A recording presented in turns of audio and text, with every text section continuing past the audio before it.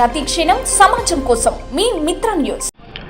Pollution వల్ల దాదాపు 20-30 గ్రామాలకు హాని జరిగే అవకాశాలు ఉన్నాయని, ప్రజలు భవిష్యత్తులో ఎన్నో రకాల అనారోగ్యాల పాలవుతాయని, అందువల్ల అమర్ రాజా అనే కంపెనీ ఆంధ్రప్రదేశ్లో నిషేధించిన కంపెనీని ఈరోజు తెలంగాణ రాష్ట్రంలో కూడా నిషేధించాలని, తద్వారా ప్రజల ప్రాణాలు కాపాడాలని దాదాపు 40 గ్రామాల ప్రజలు ఈరోజు కలెక్టర్ని కలవడానికి వచ్చారు.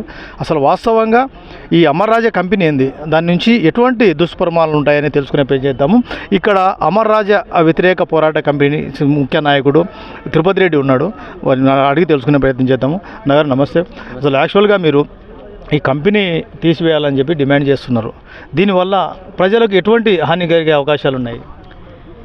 ఈ కంపెనీ అనేటువంటిది, బ్యాటరీ కంపెనీ అనేటువంటిది చిత్తూరులో నుంచి ఇక్కడికి తీసుకురావడం జరిగింది అనేటువంటిది అందరి భావన. అది నిజం కూడా. ఓకే, అక్కడ పొల్యూషన్ కంట్రోల్ బోర్డు ఈ కంపెనీ బ్యాటరీస్ ద్వారా వచ్చినటువంటి పొల్యూషన్ వల్ల గాలి కాలుష్యమైంది, నీరు కాలుష్యమైంది, మొత్తం టోటల్ పంటలు కూడా ఆ యొక్క కాలుష్యాన్ని పీల్చుకొని ఆ యొక్క పంటలను జనాలు తినడం వల్ల వాళ్ళకి చర్మ వ్యాధులు వచ్చినాయి, వాళ్ళకి లంగ్స్ క్యాన్సర్ అనేటువంటిది వచ్చింది, వాళ్ళ కళ్ళు అనేటువంటివి కనబడకుండా పోయినాయి.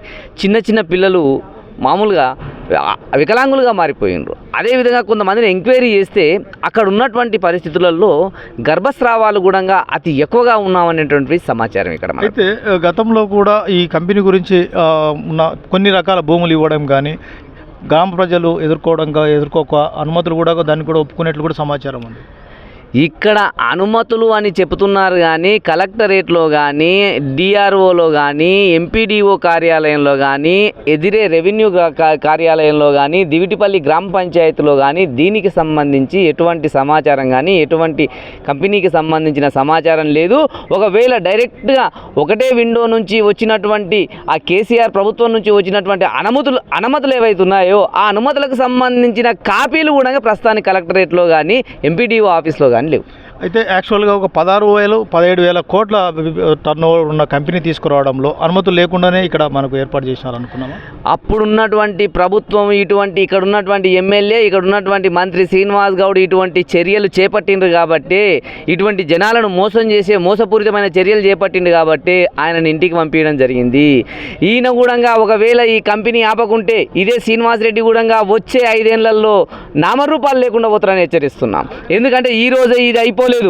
మేము 4 గ్రామ ప్రజలమే కాదు, ఇక్కడ ఉన్నటువంటి మహబూబ్ నగర్ టౌన్ దాదాపుగా 10 లక్షల మందికి ఈ యొక్క ఎఫెక్ట్ అనేటువంటిది ఉంది. 10 లక్షల మంది ఉసురు పోసుకొని మనం ఈరోజు రాజకీయాలు చేయాల్సిన అవసరం లేదు. ఈ 10 లక్షల మంది ప్రాణాలు కాపాడడానికి నువ్వేం చేస్తున్నావు అనేటువంటిది నువ్వు ఆత్మవిమర్శ చేసుకోవాల్సిన అవసరం ఉంది. ఇటువంటి వ్యక్తులను అంటే ఈ జనాలను నాశనం చేస్తున్నారు కాబట్టి ఆయన ఇంటికి తోలిచ్చి నిన్ను సీటు పైన కూర్చోబెట్టిండ్రు.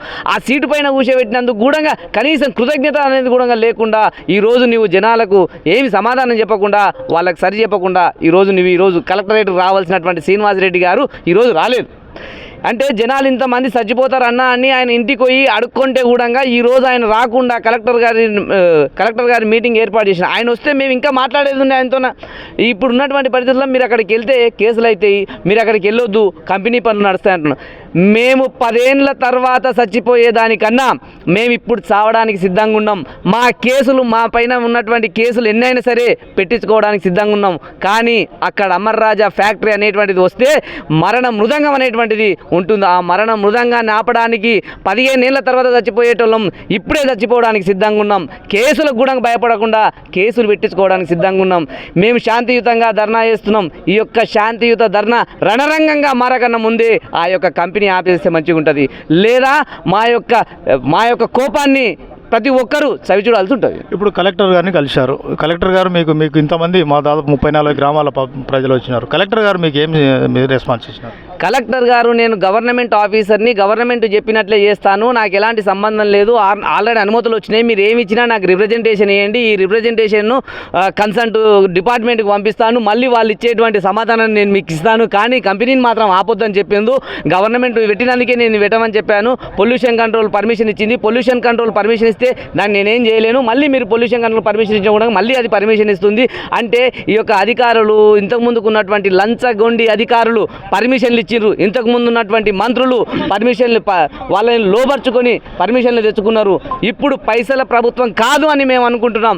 ఈ యొక్క మహబూబ్ నగర్ జిల్లా ముద్దుబిడ్డగా రేవంత్ రెడ్డి ఈరోజు సీఎంగా ఉన్నారు.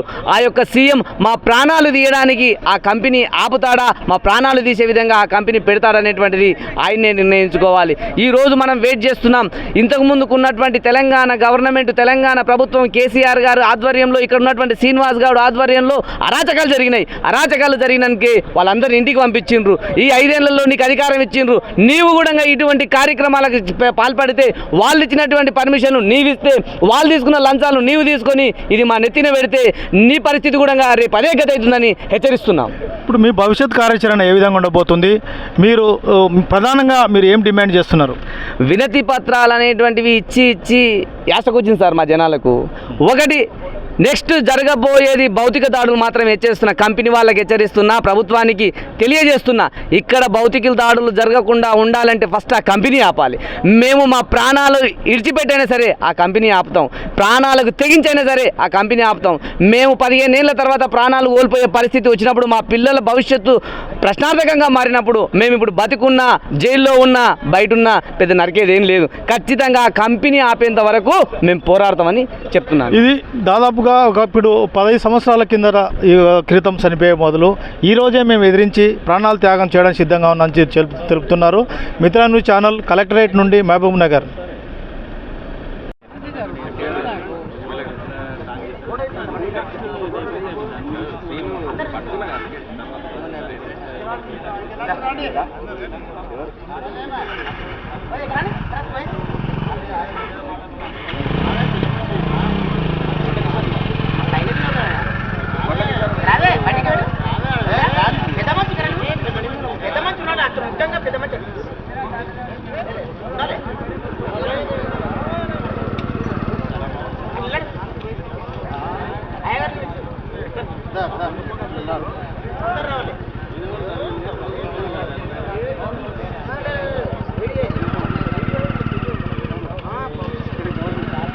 అవుతుంది.